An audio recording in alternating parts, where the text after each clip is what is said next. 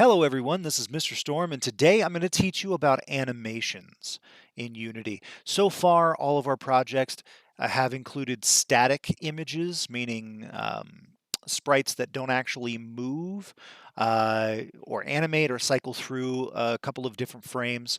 Now I want to show you how to actually create an animated character. So um, I have a very easy, very quick scene here that I just threw together. I had some art assets laying around, so I figured I'd throw together a pretty simple scene for us to play around in. Um, and I'm going to throw a character in here. So I have this paint drop character here, and I have a couple of different states for him to be animated in. These first two states are our idle animation, meaning he's just going to kind of bob up and down while he's standing there with nothing to do. These are going to be his run animation, meaning he's going to be running in a specific direction, but still bobbing up and down. And this is his jump animation. So while he's jumping, his little tail here is going to flap back and forth in the wind. All right, so how do we actually make this happen in Unity? Well, it's actually probably easier than you think it might be. Let's go ahead and do the first one. So I'm going to select my paint drop and the up and the down. I'm going to select these two, and I'm going to make sure they're selected together. You can do that by clicking one, holding shift, and clicking the other. I'm going to drag them into my scene here and just plop them right down. Now when I do that, I get this new window that opens up, and it's called Create New Animation, right? So this is saying, hey, we're creating an animation. Because I brought in two sprites at the same time, Unity is assuming that I want to actually put those sprites in sequence, meaning I want to flip between those two sprites at a specific interval while the game is running, right? So I'm going to create a new animation. And this animation I want to create is called idle, I-D-L-E, idle. And instead of putting it in my sprites folder, I'm actually going to create a new folder called animations to put that in. Okay, so now when I click save, two things are going to happen, and I'll show you what those two things are. Let's go to my animations folder. We've created two things. We created one, which is the animation controller. It's called paint drop underscore 0. So we've created an animation controller, and we've also created an animation state called idle. Okay, now these are going to become apparent what these are in just a minute. Let's go ahead and create our other animation states. So I'm going to grab my running animation. I'll bring this in and drop it in. And again, I get the same thing. It's going to ask me what I want to name this. I want to name it run, and I will put it in my animations folder. And I'll do the same thing for my jump animation. So I'll drop this guy in here as well.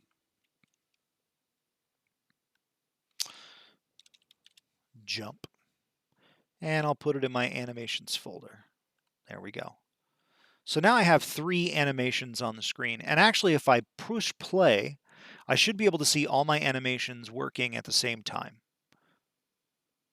Now, they're really, really fast, right? So I need to slow those down. But I at least can see that the game is flipping between both of those frames that I gave it. All right, cool. Let's go ahead and look at our animations folder. Now, we have three animation states and three animation controllers. Now, the nice thing is I actually don't need these two controllers here, the Paint Drop 2 and the Paint Drop 4, so I'm going to delete those. Yes, I know I can't undo the action. That's fine. I only need one animation controller per object. So I don't know why Unity decides to create new animation controllers every time, but that's fine. I only need one. But I have my three animation states here, idle, jump, and run, and I have my paint drop 0 animation controller. And the nice thing is too, I can actually delete these other guys out of here as well, because I don't really need them currently. All right. So now I want to set the speed. Actually, no, we'll do that inside of the animation controller. So now if I double click on my animation controller, this new tab opens up called Animator, right? And this Animator is actually the mechanim. I'm not quite sure how to pronounce it, but the mechanim system in Unity, and it's actually very, very helpful. What this does is it allows us to switch from one animation state to another based on what's happening within the game. right? So if your character pushes a button, that button might change the animation state. This is where we're allowed to make those changes, right? So let's take a look at in here. This is our base layer of animations.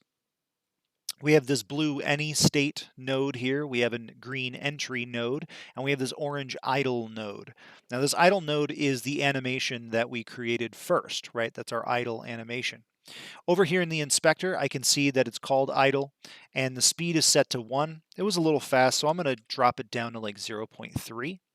I can also do a bunch of stuff here. I can cycle the offset, all kinds of stuff. So I'm just going to leave that alone though. I just wanted to lower the speed a little bit. Then I can bring in my other things, my other animation states. So let's bring in run here and let's bring in jump. Okay, and we're going to set these up kind of in a triangle. All right, beautiful. All right, so now you see there's this thing in the middle here going from entry to idle. This is what's called a transition. So this transition is going to say basically once we enter the animation state, we're going to go directly to idle, which is what we want. We want it to start with the idle transition, the idle animation, sorry. Okay, but we want to be able to go from idle. Let's move these out of the way so it's easier to see. We want to be able to go from idle to run, and from idle to jump, from run to jump, and back again, right? So let's think about all the transitions. So if we're idle, we need to be able to go to run, and all I did was I right-clicked and clicked make transition. We need to be able to go from idle to run and idle to jump, okay? Now we need to be able to go back from jump to idle, and we need to be able to go back from run to idle. Okay. Now let's think about here. Should we be able to go from run to jump? Yeah, that makes sense. Should we be able to go from jump to run? Sure, why not? Okay. All right. I think that looks good. All of my animation states are linked together. And now we should be able to start programming when we go from idle to run and when we go from idle to jump, right? And the way we do that is we set parameters. These parameters over here in this menu, we have layers and we have parameters. I'm going to click the parameters tab. We have no actual parameters in here yet. But what I could do is I can set a Boolean parameter. Let's do Boolean for is jumping, right? Is jumping. And I can set that on or off, okay? I can also set another parameter, and let's call this a float parameter. And that parameter could be speed, okay? Now what I can do here is I can say if I am jumping, so if I'm in the air, then I will go from idle to jump. If I'm not jumping, then I go to whatever state I'm connected to, right? So let's do this very simple move from idle to jump really, really quickly. So I see my arrow on this transition is pointing down toward jump. So this is my idle to jump transition. So I click that and I get this information over here in the inspector. It's idle to jump. Now I'm gonna uncheck has exit time because I want this animation to loop over and over again, and I want it to go from one animation to another instantaneously without waiting for this animation to cycle through. So I'm going to uncheck that.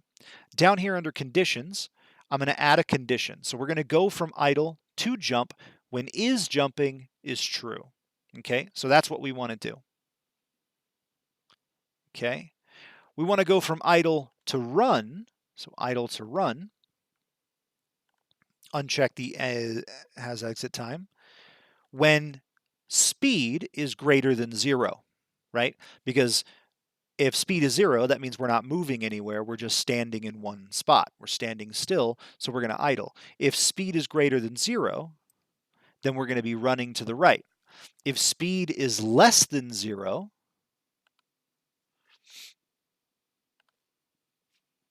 let's say, yeah, if speed is greater than 0, if speed is less than 0, that means we're running to the left.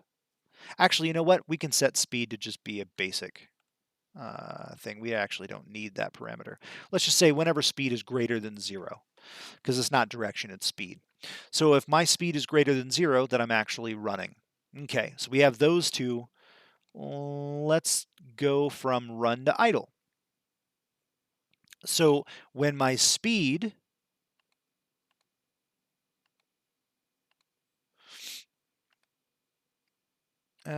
let's see. Actually, you know what? Instead of making this a float, let's make it an integer. Yeah. And let's get rid of this one. Delete, yes.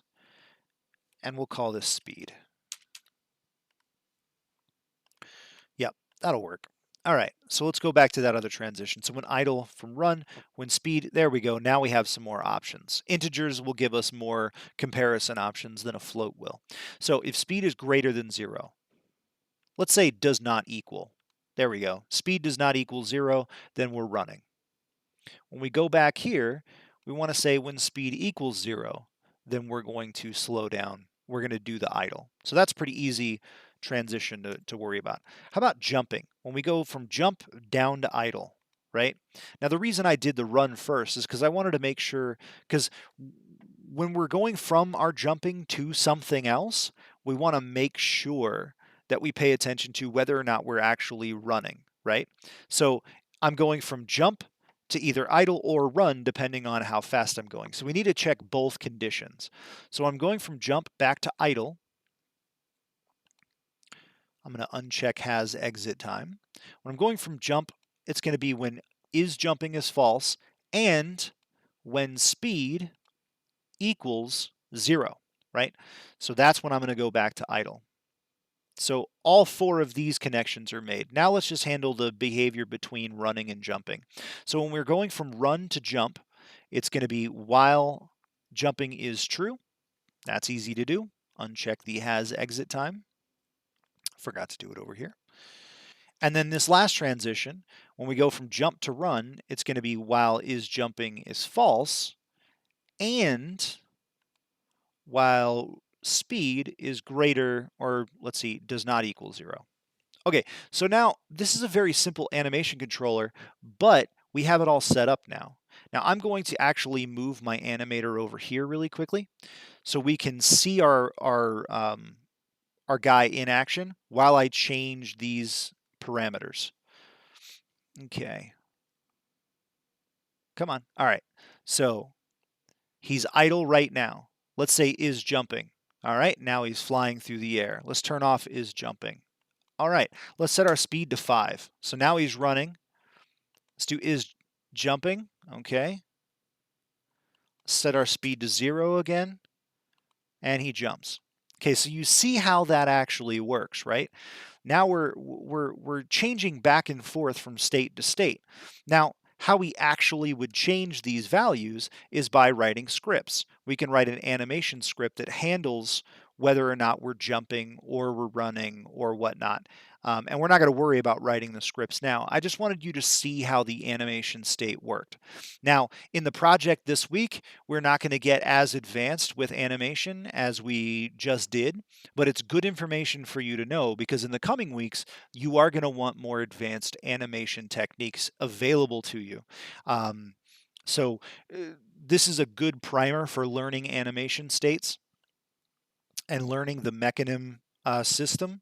It's really important that you think about the different states that you're in, that your character is going to be in, or your object is going to be in, and you pay attention to when it's going to move from one state to another. That's a very, very important thing to consider before you sit down to make your game. But anyway, that's it for me. Please let me know if you have any questions or if you find some cool resources online that teaches the animation state a little bit better. Feel free to use those so you can get an understanding of what this thing is. But that's it for me, and I will see you next time. Thanks for paying attention.